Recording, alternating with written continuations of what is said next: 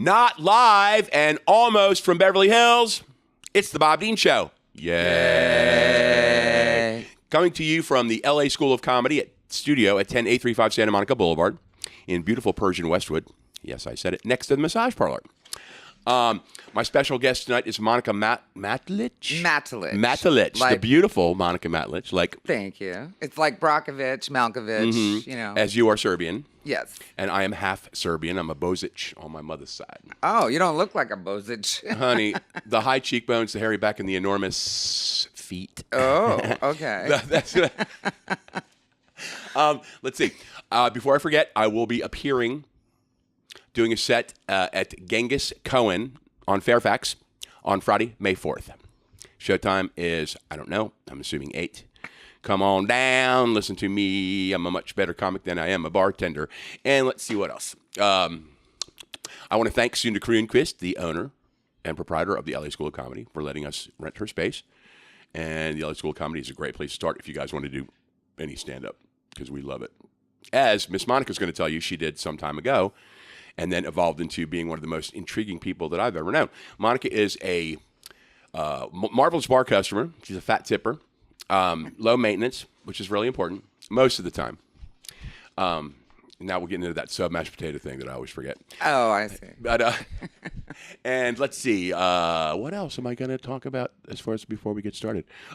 Nicole's not going to be joining us today for the 405 inch by inch traffic report, because basically we know she's still just going to be stuck in friggin' traffic. And I believe that's it. I want to welcome Samee, Junio, and Joe White. And we want to shout out to Zach Herndon in Bloomington, Indiana. Hey, Zach, who does our, he was one of the original staff here at the Bob Dean Show. Oh, sorry, I can't fan myself. Sorry. And Zach does a lot of our online coordination from the fabulous city of Bloomington. All right, Lana, let's dig into Monica. Monica, I've known you for what, about 6-7 years now? I think so. From Wolfgangs. And yes. You live in Beverly Hills or Century City? No, I live near Beverly Hills. Near Beverly Hills. My office is in Century City. Right, 25th floor. Yeah. Can I come up sometime? I would really like to see the view, honestly. Yeah. There's been there's so many places that I've never seen the city. Yeah, actually, we could even do a show there one time. Could we? I'm surprised. I should have suggested that. We have a beautiful view. Oh, that'd be conference room, awesome. The golf course. It's really awesome. Great. Well, you heard it here on the Bob Dean Show. Yay. Monica has offered us her fabulous office in Century City on the 25th floor. Century City is very interesting because that is what used to be Warner Brothers back lots. Yes. And they started building. Century City is the designer. We are blessed to live in Los Angeles is a huge town, but the West Side is where you want to be. And I live in a rent-controlled apartment, and I milk Santa Monica for the address, but I'm actually 3 blocks out of Santa Monica and 2 blocks out of Brentwood. And I always milk it from my apartment, you can walk to where OJ killed Nicole. Oh. And I know, everybody's like, ugh, but I think it's kind of neat. I mean, it's tragic. But anyway, the point being is that we live on the west side of Los Angeles, which is beautiful, and Century City it's funny, too, because did you ever follow the Beverly Hillbillies? Yes, show. Yes. There was one time Jed used to live down the street from me. Oh, did he really? But yeah, he did. Well, he used to give the wildest parties too. Really? Yeah. How cool is that? Yeah. Monica's got a lot of Beverly Hills and Hollywood dirt she's going to tell us tonight. This show will air on Friday, and let's see, but the Clampett City. At the same time they were building Century City, they wrote into the script of the Beverly Hillbillies that they wanted Jed to buy that back movie lot from Mammoth Studios and make Clampett City. And Century City is gorgeous high rises. It's gorgeous high rises of business, commercial and residential, and the office building Nakatomi Plaza from Die Hard is there too. Right. But anyway, it's just a pretty groovy area. And it's that's about it for that. But so you live around there, and you're a LA native. I am. You're a Los Angeles native. How cool is that? Which is very unusual. Yeah, it is for a city of what? How many people in this town? Like 13 million or something. Yeah, I think so. That's really. So where'd you grow up? Where'd you go to high school? Oh my God. Yeah, we don't want to talk about that kind of stuff. We don't have to mention any dates. I do. I want to know. We here at the Bob Dean Show want to know. Yeah. Well, I'm a Valley girl. Valley girl. So, what part of the Valley? Hidden Hills. I love the Valley. Yeah. I think the Valley's neat. Yeah. Well, no, it was great because we had horses and we had rolling hills and we had fires burning up the canyon, up our backyard, and it was a lot of fun. Well, the Valley, like back in like what 50s, 60s, it started developing after like World War II was when everything got. But there were so many, like when you watch shows like Mr. Ed and things like that. I'm a real TV buff, but they lived in the Valley. But everybody was on 2 or 3 acres at that time, and there's still existing homes like that. But the Valley, Silver Lake. Not Silver Lake, Echo. What is it? Whatchamacallit Lake? Echo. No, you're talking about not Toluca. West Lake. Toluca Lake. Oh, that's the other direction. Yeah, but it's still, that's Valley. Yeah. Yeah, but, and then the western suburbs like Thousand Oaks, Agora Hills, that sort of thing. Right. Those are the more, newer like But 70s, ours 80s. is a gated community. Yeah. So Well, that's the only way we to didn't go. just let anybody in. I know. Have to check in at the door. I was telling the story last week that I went to this party a couple of years ago north of Sunset at this big estate, and it was the gates and the big circuit. It was a pool party, big circular driveway, and it's Rolls Royce and Bentley and Jaguar. Right. And I come chugging into my 91 Roadmaster station wagon, and I met the hostess out by the pool, and she was a young, lovely girl. And I said, and she was very welcoming, and I'm like, listen, I want to let you know that Bel Air Patrol is going to be ringing your phone any minute now. And she's like, why? And I go, because they're going to see my car and think Tex Watson has crashed your party. She's like, Tex Watson, who's that? I was like, forget it. So where'd you go to high school? Never mind. Taft High School. Taft High School? Yes. Class of 94? We're not talking that. Last I said class of 94. And so you went to USC? UCLA. UCLA here in Brentwood. I mean, right. Yeah, campus. but I also went to UC Santa Barbara. UC Santa Barbara. Yeah. Now, we're going to start from, you were an actress and comedian at the beginning, right? Yeah, that was kind of a mistake, but yeah, I started out that way. So, well, why do you find out it was a mistake? Since I jumped into it at the age of 42. Well, no, I mean it was great fun at the time. We were in the same comedy troupe as Elaine Boozler, who went on to get some really great shows. Love her. And, she became a really fantastic, renowned comedian. And then we had, weird people like Alana Hamilton, George Hamilton's ex-wife now. And he's a strange bird too. Yeah, you see him around Beverly Hills all the time, and I never knew anybody could look like shoe leather. But John Ritter and Robin Williams, we were all in the group together, so it was really great because you got a lot lot of experience. And you guys were just kids then too. Oh yeah, what fun it must have been. Oh yeah, I mean Now John Ritter, was he as I can only assume that he would been just as animated, and was he a nice guy? Oh, he was a super nice guy. Very shy too. Really? He used to flirt with me in the grocery store. He'd be walking around and kind of peek around the corners.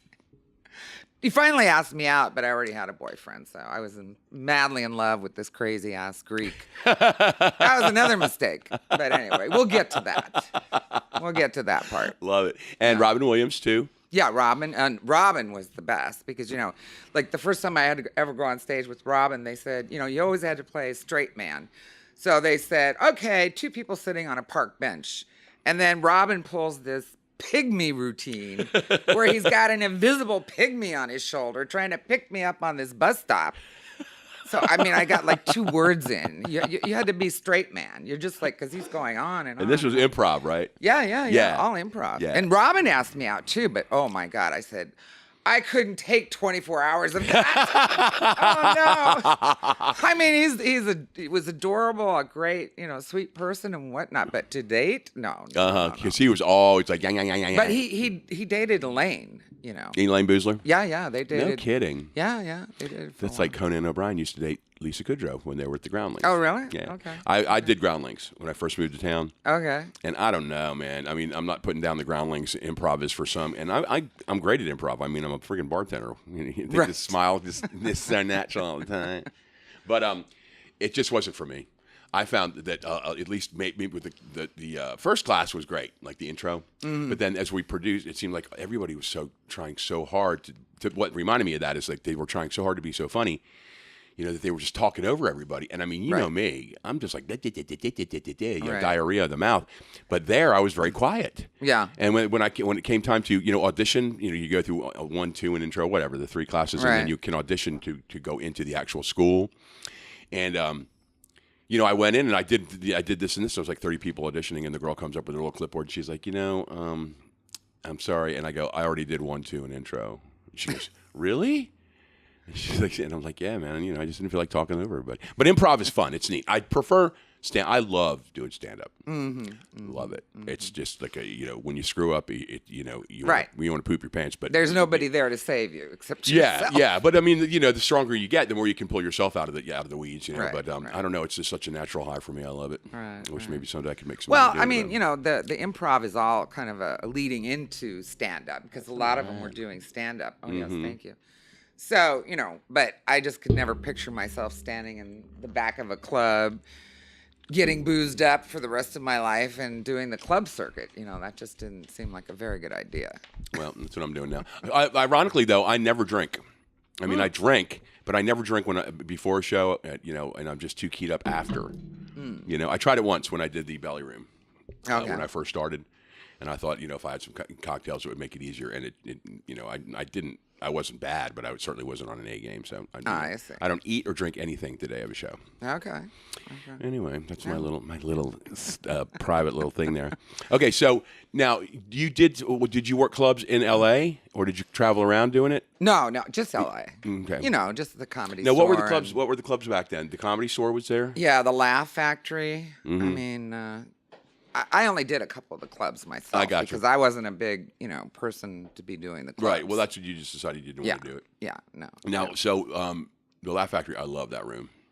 Oh yeah, that's It's a great room because you can see everybody in the audience so clearly. Yeah. Like Comedy Store is okay, but the main room you can't see anybody except like the front row. Right. I don't like that. Yeah. And as long as they can see me, that's all that matters. Right? Sammy's rubbing her eyes like, oh God, here he goes again. All right, so you did your comedy, and then what business did you go into after you spiraled out of that? Well, then I was in real estate for a while. So, but then I decided that Hollywood wasn't for me. This was like just too crazy because everybody was backstabbing everybody, and so I just ran away To Turkey? Oh, and no, I was running away from that crazy Greek who. Okay, the crazy Greek. Yeah. Now, what was his first name? Nick. Nick. And you met him here in Los Angeles, and you were young and dating this guy. Was it a pretty serious relationship for a while? Oh, yeah. We were going to get married, and we were going to go to Greece and get married and, live happily ever after. But then he went, like, berserk and decided he was going to kill me instead because he was jealous, you see. So one of those. Really, that's not... I mean, I was going to make a little joke, but no. Yeah. Wow, that sucks. Yeah, it does. And so bad that I had to leave the country. I mean, no kidding. It's like I got a restraining order. He came to my house. He told me he bought a gun and all this stuff. And I'm going like, oh, man, I don't want to end up like Dorothy Stratton. Remember? Her husband just blew her away. That's a tragic and fascinating story. He came over one day, said he wanted to talk to her, and then boom, that was the end of it. Do you know J.D. Hinton? No. I know you know him if you saw him. He's been on the show before. He's going to be on again. He's a wonderful man, a very good friend of mine. He is a writer, composer, a director, and performer, and all that sort of thing. Okay. He was in the movie Dorothy Stratton's first movie when he was young. Oh, really? Not Star 80. That was a movie about her. Galaxina. Oh, okay. Remember that? That was Galaxina. Was like that. I guess it wasn't like the highest budget film, but it was Dorothy Stratton's breakout film, and he and Dorothy Stratton were good friends. Oh wow! Yeah, and we were just talking about that the other night about what a that lovely. Was tragic. Yeah, for those of you who are listening to the Bob Dean Show, yay! And don't know who Tex Ritter or Dorothy Stratton is. Dorothy Stratton was the Playboy Centerfold of the Year in 1980. Right? I know she was Playboy Centerfold, but I believe she was a Playmate of the Year in 1980, and she was this young, beautiful, wholesome blonde from Canada. Right. And she was discovered in her late teens, and her husband was kind of I guess she married very young, and he was an aggressive guy, and he murdered her with a shotgun. Oh. Yeah, terrible. Okay, so, but then you got away from Nick. Now, did he try to follow you? Did you go to Europe from the United States? Yes. Where was your first destination? Subleased my condo and just said, I'm going for a while. And so I went to England first, but it didn't really get interesting until I ended up in Greece. Now, how long were you in England? Oh, I was there probably for a week. Okay. Yeah. Now, this is what we can guesstimate, like late 70s? No, early this 80s? is, 80s, early 80s. Okay, so you took off. Did you have friends or anything in England that you went to stay with, or you just decided to up and go to London? Actually, I did. My agent, who had hooked me up with another person in London from one of the big companies there. So they kind of picked me up in a limo and took me around and showed me around, which was really swank. nice. Yeah, that was nice. Well, you already had your feet in there pretty good. Yeah, yeah. So, Okay, so then you said Greece is next. I'm just going to pack up and go to Greece. And you lived in Greece, though. I mean, you settled in Greece for a while, correct? No, I didn't end up until Turkey. Turkey. I'm sorry. Six one up dozen the other. Getting these Must be countries. the martini. Yeah, getting the countries confused here. All right, so you went to Greece for a while. How did you end up settling in Turkey? Because your whole Turkish experience from her bio is fascinating, ladies and gentlemen. Please look her up. It really, truly is. I was on pins and needles all night last night until about 4 o'clock. So you moved to Turkey. What took you to Turkey? What was your first job in Turkey? Because there's so much to tell. Well, no, I was, again, running away from another situation. I got involved with 2 guys in Greece. And the first one, I thought he was making a commitment and we were going to be together. And then he disappears and has to go see some family. And then I get almost killed in a horrible storm that keeps me from getting to the island where we were going to meet. And he didn't contact me or anything. So I figured, well, that was it. And so I ended up meeting another guy who was very sweet and kind and whatnot. And so I ended up getting involved with him. And then eventually we all 3 do end up on one island together. So about the size of a Walmart parking lot. So that was very uncomfortable. Well, now tell us more. Yeah. Now, first of all, can I ask about the storm? I mean, that just sounds so romantic and terrifying. Oh, it was terrifying. Were you going by boat to the island? Well, what happened was when I first went to the island, I went with plane. So okay, that was okay. There's several little islands. Yeah, in the Greek Isles. Mm-hmm. So yeah, you can go from island to island by hydrofoil or ferry boat, which we normally took ferry boats. And in the summertime, the Meltemi comes up, which is this ferocious wind that can knock over iron chairs, and it's just like this and it creates these, gigantic swells waves and waves, yeah. And it's like that old wives' tale of that's probably what sunk Jason and the Argonauts' ships, in that part of the world, in the Aegean. So it's a monster storm. You don't want to mess with this storm. But we did, because after I met Stratos, then we were on the beach, and this captain says, I'm tired of this shit. We've been here a week stranded, and I'm taking the boat, and I'm going to Samos. If you guys want to come with me, I'll give you 10 minutes to pack. So there was not a lot of time for discussion. So we packed, and we got on the boat, and he was telling us, well, it's calmed down now, and you can see out there, it looks calm. Yeah, well, as soon as we get out into the middle of the sea, no, those were like skyscraper waves, and this was like the worst decision I made in my entire life. I thought, that's it, I'm going to die, because number one, I don't know how to swim.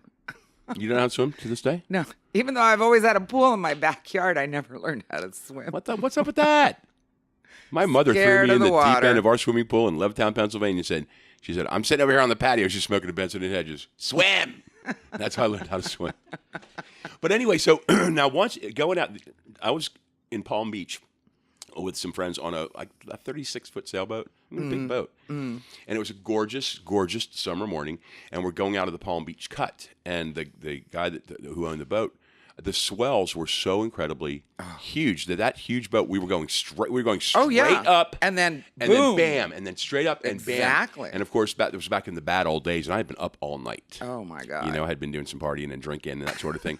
And at one point, my friend Barbara, I'll never forget, my arms are wrapped around the brass, and my head's in the water, and she is above me, and she had long red hair, and it was hanging down. And she's looking at me, and she goes, "Isn't it?" We were so terrified. She's like, "Isn't this fun?" So I can only imagine the magnitude of what you went through. Oh, yeah. Seriously, kiss your ass goodbye. Yeah, I thought, this is it. I'm not going to survive this, because, you go straight up on those swells, and then you just come booming down. It's terrifying. That was the first time I was ever seasick. And that whole, like they make fun of it in movies and that sort of thing. It is miserable. Miserable, because there is no relief. You can't put your foot on the floor to get some stability while you're spinning around. Yeah. Okay, so you made it, though, to what island to what island? That was from Patmos to Samos. Patmos is where St. John had his vision of the apocalypse and the whole thing. But anyway, which I thought we were in the middle of at the time. But yeah, so we got to Samos, and then that's where my other friend George was waiting for me, and so I thought he'd already left since I'd missed the deadline.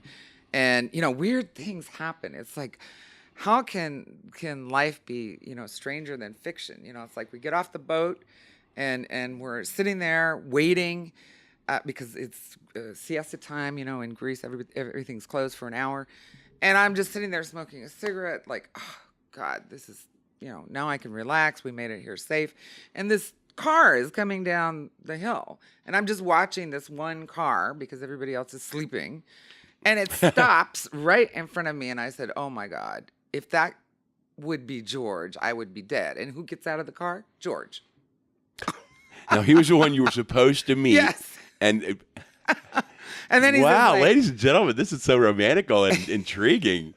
I love it. And he says, like, oh, well, where the hell have you been? I've been pacing this beach all night waiting for you. And I'm like, oh, shit. And then he sees, my other friend, Steven, and he's like, oh, are you busy? And I'm like, oh, no. He's just a friend I met, on the road.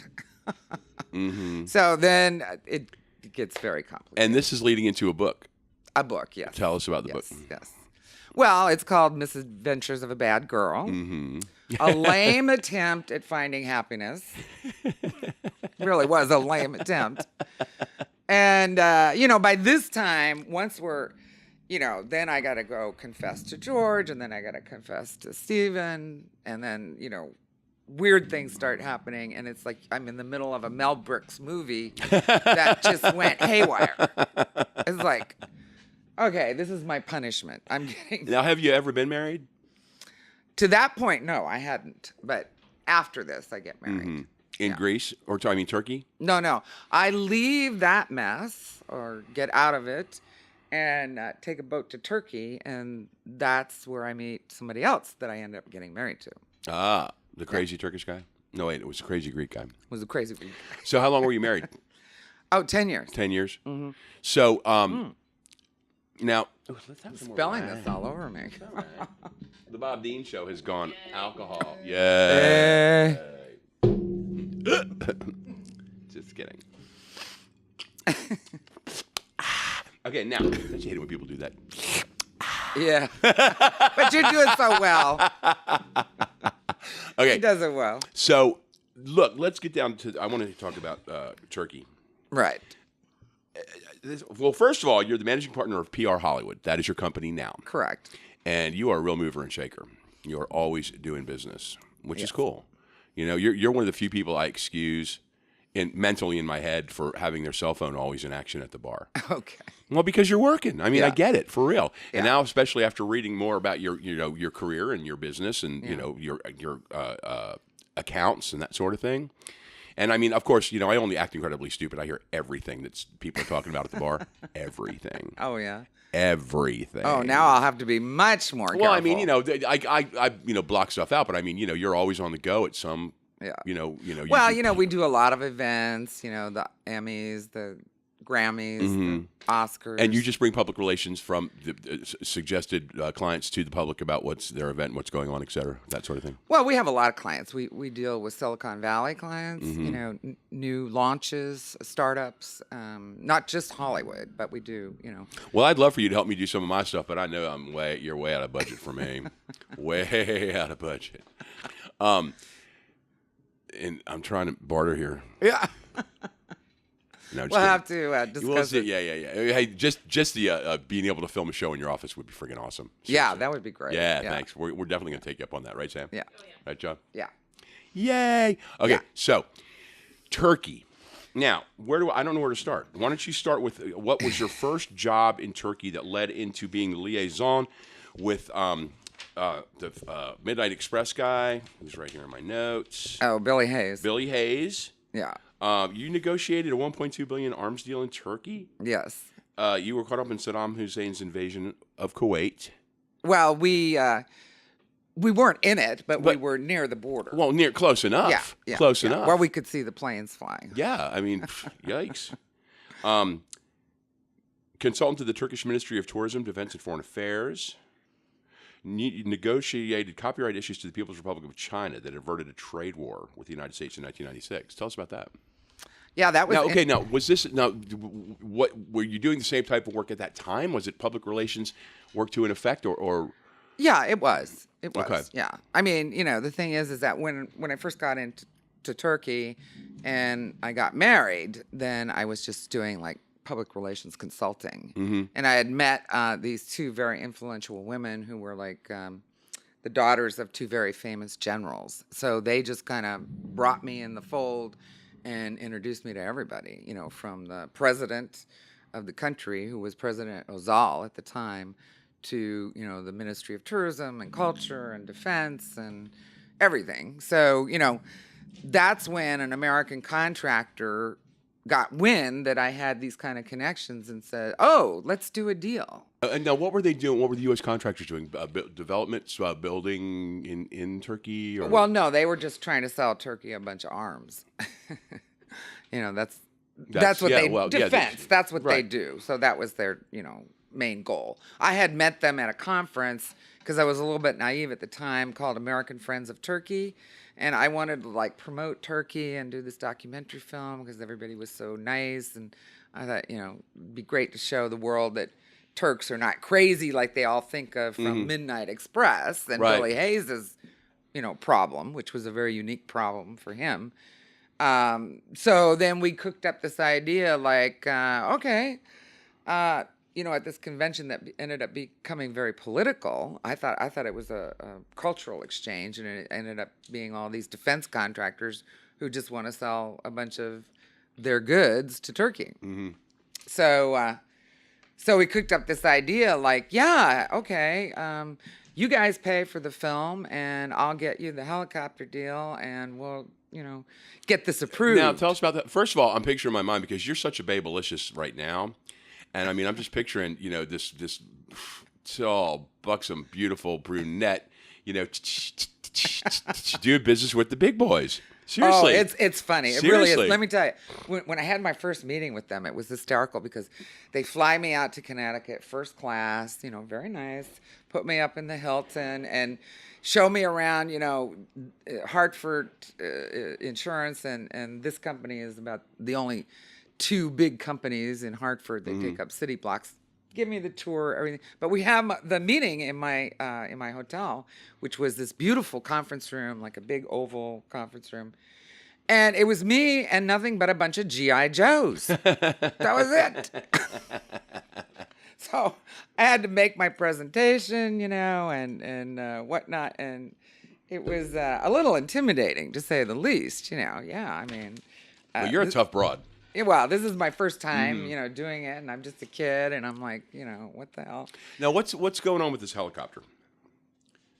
So they, anyway, we cook up this deal to say, okay, we'll get this, I can get it approved by the Turks, and we'll do this movie, and we'll get that funded, and I get percentage of the sale and blah blah blah. So but then we ran into a lot of problems because we had to make a movie. So okay, I'm confused. When we're talking about the helicopter now? Yeah. Okay, so where is it in your notes here? A book in the works. This is another, we're going to touch on this too. Book in the works is Warrior Woman: How I Became an Arms Dealer. See, I can spot the cool ones out just like that. Seriously. But the helicopter, though, where is that? Well, no, what was the deal with the helicopter? Well, that was the contractor. So right, it was but what was the deal? What kind of helicopter? Okay. Facilitated a historic helicopter sale for UTC Sikorsky helicopters worth $1.2 billion. Yeah. The helicopter was a $1.2 billion helicopter. Or was the deal itself? Oh no, the overall deal. Mm-hmm. Oh no, one helicopter. Well, that's what I'm saying. I don't know if it was like some special forces thing. No, this was a whole package, a whole big deal. But of arms and helicopter. Well, helicopters. No, okay. Helicopters plural. Yeah, as in. I love it. The thing that I really screwed up in is that I didn't get, as part of my commission, I didn't get my own Black Hawk helicopter. Seriously? I didn't think of it until afterwards, though. That was too late. Girl, you would be the ultimate landing that thing on Cannon Drive at the Valet. I know. Wouldn't that be great? My friend Dale Packwood. Damn. My friend Dale flew Black Hawks for many, many years, and the base in right outside of Nashville. Long story short, I mean, Dale, hi, buddy.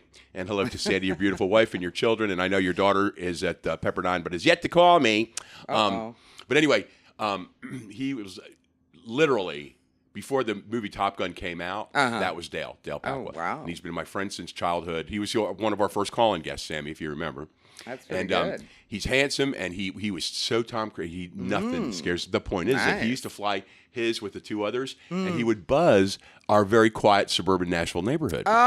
And it got to in the local, the Bellevue little newspaper. It was like Thousand Oaks, right, Gore Hills, and these helicopters like once a week were flying so low, and they're loud as shit. Oh, they are. And everybody's coming out to see what's going on, and he would buzz over my house, and then about a mile as the crow flies over Keith Gart. There was Keith, Jeff, Dale, and I, and we're still 4 best friends to this day. Right. But he would buzz the houses, and the whole community was like in an uproar. They're like, "What's happening? We're being invaded." Exactly.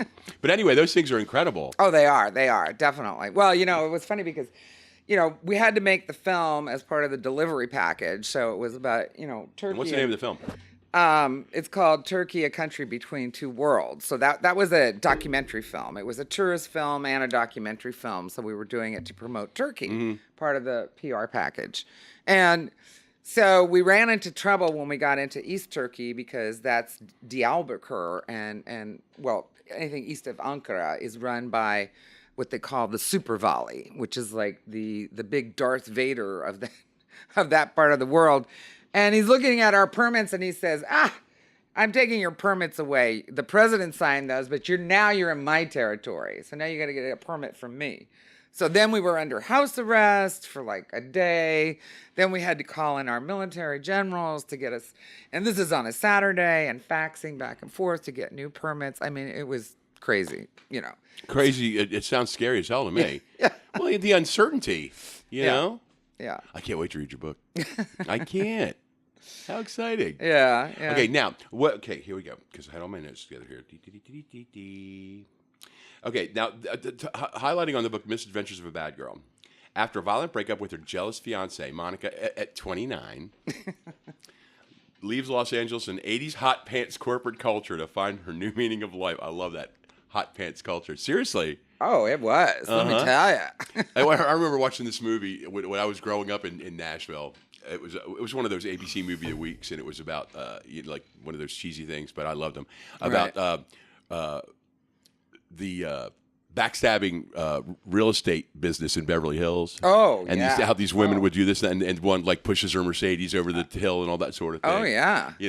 Oh, yeah. What do you think about, now just getting off that for a minute because you do have a background in real estate, what do you think about like the Chinese flash buying of all of our homes and that sort of thing is something I don't understand with all this, all the other things that were, President Trump is responsible for this and Barack Obama is responsible for that and blah, blah, blah, blah, blah.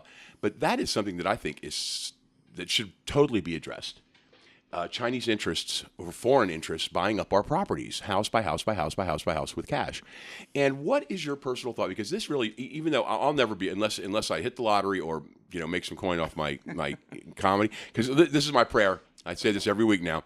God bless, even though my parents are deceased, I'm like, God bless mom, God bless dad, et cetera, et cetera, et cetera, et cetera, et cetera, et cetera, et cetera. Please bless the homeless men, women, children, dogs, and cats, and God, please let me win the lottery. Right. Every night. Right. My point being, though, is that that's the only way I'll ever be able to afford a house in this town. Miami, San Francisco is even worse than LA right now. Right? Oh yeah, New York City. Prices are skyrocketing. How the hell are people next generation supposed to be able to afford and or have space? What do you think of? Well, any thoughts on that? This is all something that it's so dependent on the economy. I mean, right now everything is being controlled or by the top 2%. It used to be or it's the 1%, it used to be the top 10 and now it's just the 1. And, I mean, they may have to go to a universal UBI income. Robots are going to take over the world very soon. Oh, yeah. I mean, that's a big critical issue that we need to look at. And people don't think it's going to be that nope. soon. They don't think it's already happening. Yeah, and they just think, oh, it's like 15, 20, 25 years. No, they're going to be here, like, taking everybody's job away in, like, 3 or 4 years. I'm honestly, I know this sounds terrible, but I'm glad that I'm going to be dead before all that happens. Yeah. really Well, am. you don't know if you're going to be dead. You're not going to be dead in 3 or 4 years. You've never seen me drive. Yeah. You saw that U-turn I did. Oh, I did see that. The top was down. That You know, was you got to pretty- look. But pretty wild. but seriously, it's like that's why I have this total contention and bitter hatred of devices, cell phone devices. And I honestly think, because we all have to have them, they are wonders. Right. They are wonders of technology, and they're wonderful for so many things. Right.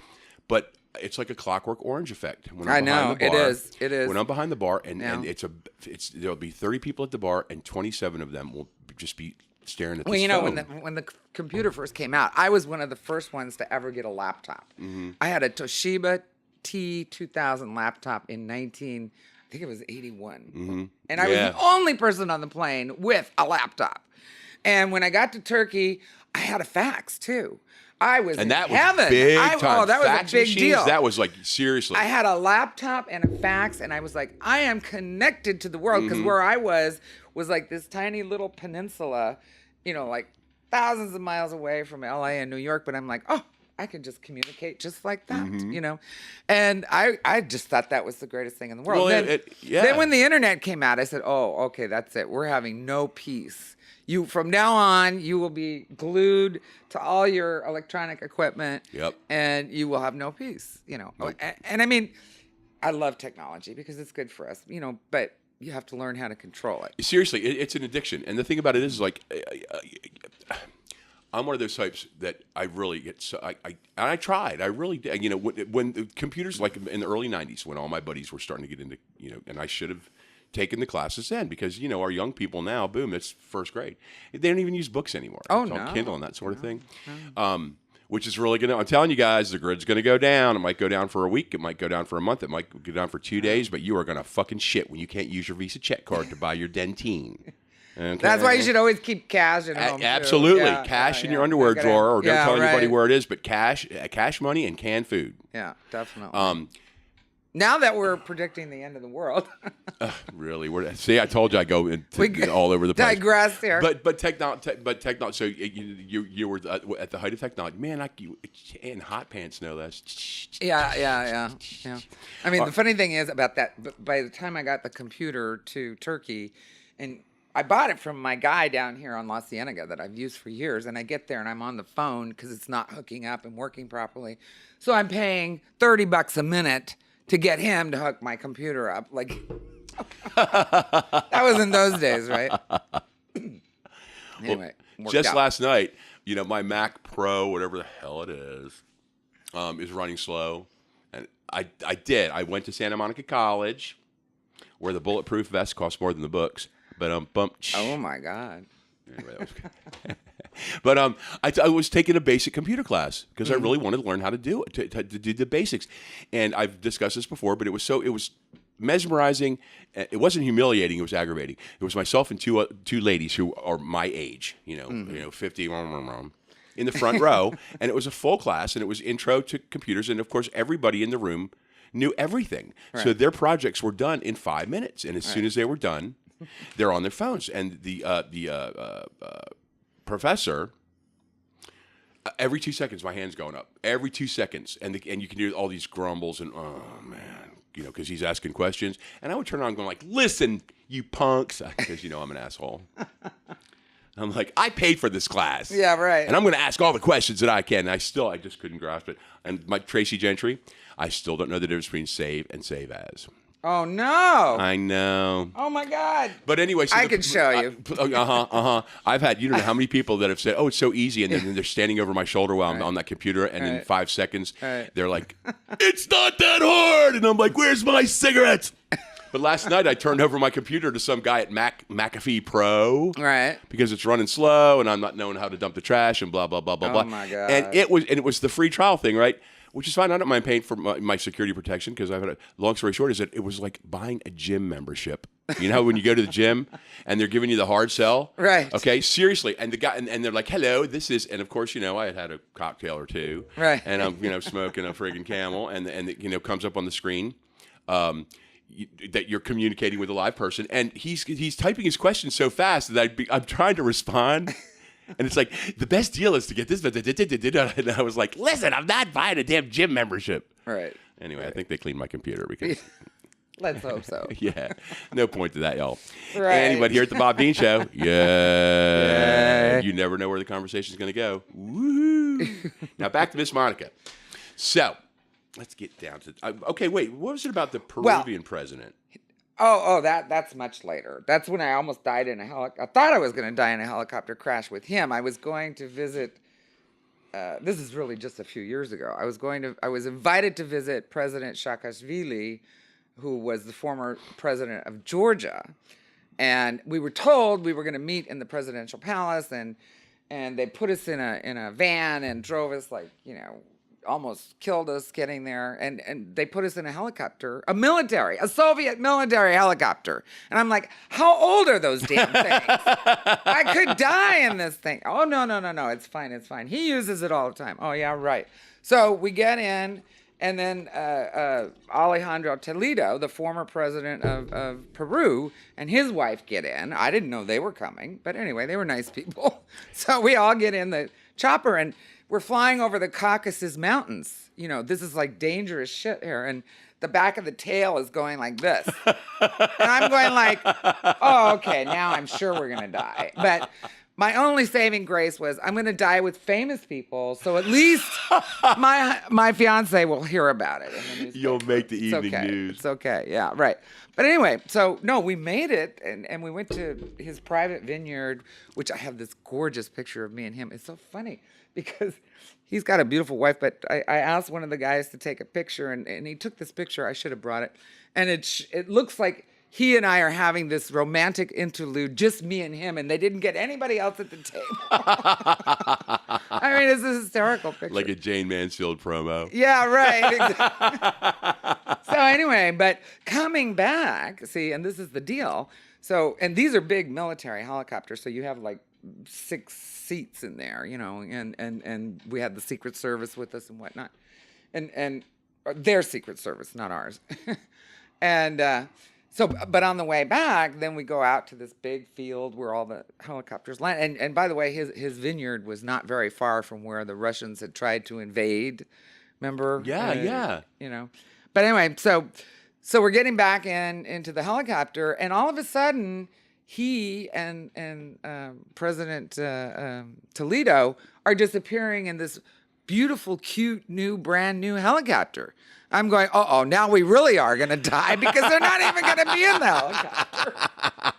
They're taking the important people on. Yeah, they're taking the good one and they gave us the shit one. Anyway, we got past. I got home, obviously. How exciting, though. I had a friend. I didn't think so at the time. This is neither here nor there, but I had a friend, Hernan, in Miami, whose grandfather was... I believe he wrote the Constitution. He was one of the president of Peru that wrote the Constitution. Oh, really? Some years ago. Oh, wow. Hey, Hernan, I don't know where you are. If you're out there listening, hi. But yeah, that's neat. Yeah. So yeah. Well, anyway, that was kind of much later. But something interesting that happened during that whole Turkish experience is that I had just married my husband. And we came back to the States for a short visit, and then I got all drug into the DeLorean case. That's where, okay, now let's start from the beginning of that. John DeLorean was a fascinating guy. Oh, well, yeah, here's the funny thing. I'm laying on my topless beach in Turkey, reading the National Enquirer, right? Of course, I'm getting a little bit bored at this point because I'm like, one summer on a beach is enough for me. I'm just too type A. I can't take more than one summer on a beach. I love it. I can do it every day. But well, I did it every day for one summer. Yeah. That was enough. So anyway, I'm reading my National Enquirer and I'm seeing all this shit going on with DeLorean and Flint. And I'm going, oh, what a mess. So glad I don't have to be involved in any of that. And I'm living in my nice Turkish villa and on my topless beach. What happens? I come back. A friend of mine calls me up and says, hey, I need you to come over here and answer some hate mail for us. I said, hate mail? Well, has it been opened? Are there any bombs in it? Or what? No, we opened it all. It's fine. You just have to anthrax. The anthrax has all been deleted or taken out or, just have to answer the letters. Oh, okay. Well, who's it for? Well, I can't tell you till you get here. So I get there lo and behold, it's Hustler magazine, and I'm like, no shit. Oh my I'm going God. like She's like a double knot spy, ladies and gentlemen. I'm going like this inside, like, oh my God, I'm in Hustler magazine. I didn't want to look anywhere. I was scared. She says, there's your office. Just sit there and just answer the hate mail. Oh, okay, I can do that.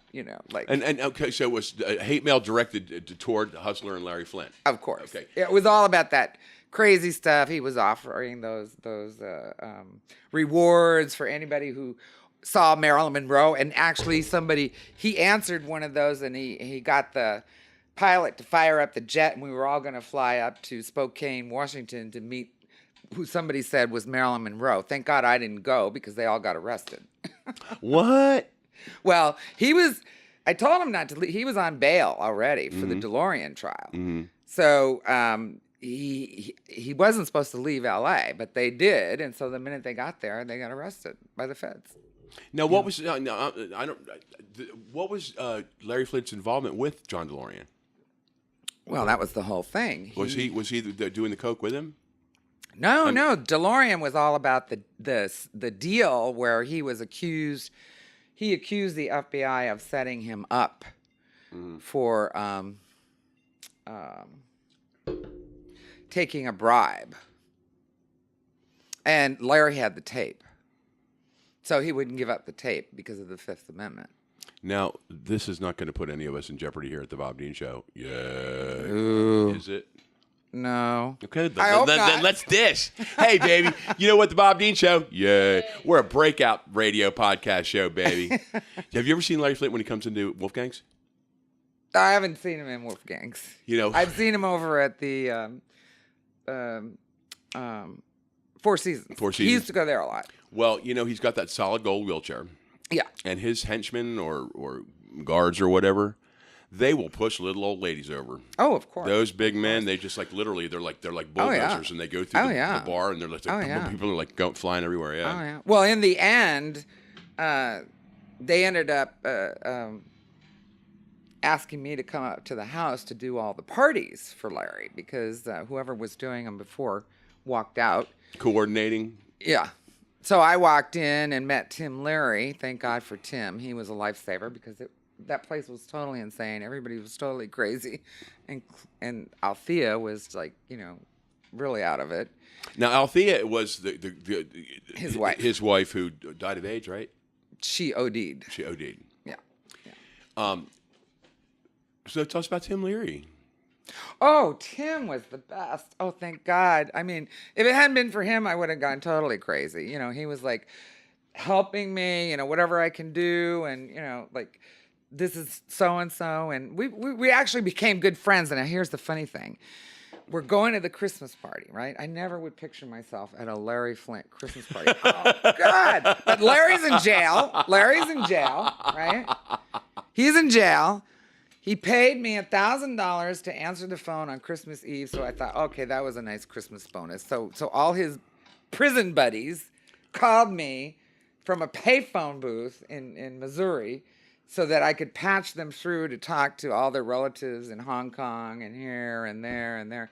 And I said, Larry, listen, don't wait until 2:00 and to start calling me and then make me stay late because my mother's having dinner and so I'm leaving at 6. You said 9 to 6 and that's it. And so I'm leaving. So of course they don't start calling till late and then blah, blah, blah. And then he's got to call his brother to come over. And so finally I leave. But, Larry says, well, the guys would love to have a picture of you, Monica. Can you say, I'm like, yeah, right, Larry. I'm going to send a picture so you guys can put it next to the damn phone booth in the penitentiary. What are you thinking? Give me a break. Oh, my God. Anyway, so we got past all that. But in the end, yeah, it was, I love that was this not show. good. In the end,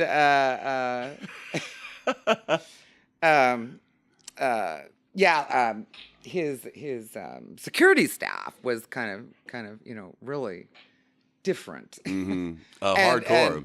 Yeah, hardcore. Yeah. And that's the first time I ever saw a guy with a gold a diamond earring in his ear, and he was really tough. Mm-hmm. And so anyway, we got into a little disagreement, and one of the shotguns blasted through the wall, and I got a little upset, and so. What?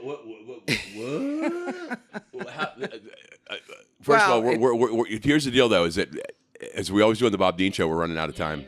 Yeah, because you are definitely coming back. Okay. Okay. Can you just tell us real quick how the shotgun went? I mean, who was holding the shotgun? I think they opened a closet door and it fell, and it just. That, ladies and gentlemen, is why you do not leave loaded guns laying around the house. Exactly. Please. Good lesson. Monica, I hate this, but we're out of time. Will you come back again? I sure will. Oh my gosh, great. There's so many, I have to tell you, here at the Bob Dean Show. Yeah. We have a good time. Definitely. There hasn't been one, I'm proud to say that I have not found one guest to have not been fun as hell and interesting and intriguing. Well, you make it fun, darling. Well, thanks a lot. I'm really glad, Monica. We tried to get you on like 3 times, and and you were like, you're just such a busy gal. Oh yeah. Man, I wish I had your life. Well, now I've got a producer interested in both stories. Yay! Best of luck. You know what? Let's break that. That's going to be our next Yeah. show. Okay. Awesome. All right. Great. All right. I hate to say this, but we're going to have to wrap it up here. Please. Oh, have you checked our subscriber base? Probably at 6 again. Probably. We are at 6,000 subscribers, ladies and gentlemen, in our first 14 months. Yay! That's pretty awesome. Thank you, Samee, Junio. And now with Joe doing the video. I think the video is coming out awesome. I'm the talent. You market us, girl. Make us some money. All right? We're going to start charging y'all $1 an episode. Oh. I hope. I don't know how any of that shit works. Well, you know what? We'll figure it out. But please subscribe to The Bob Dean Show. Yay. On iTunes. Rate and review. And please encourage your friends to do so as well. I'm also pushing an international fan base now.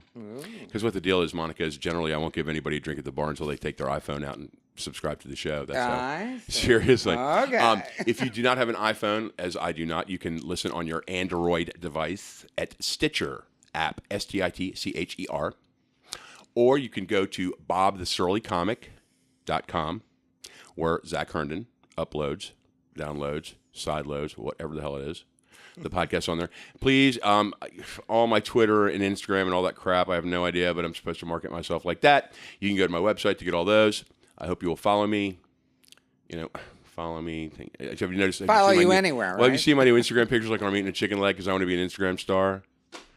Oh, did you still not put up with me and Nikki? It says if you take more than one selfie at a bar, you're a douchebag, and it's true. One selfie's okay, but when you sit there sucking your cheeks in for like 10 or 15, you're a douchebag. My God. Thank you very much for watching the new and improved Bob Dean Show. Yay. And love you. God bless. And see you next. Thank you. And special thanks, Monica. Well, thank you. You're just a doll. Yeah. I'm really excited. And we'll be back on again. All right.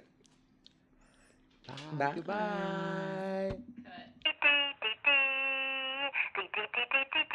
Bob Dean.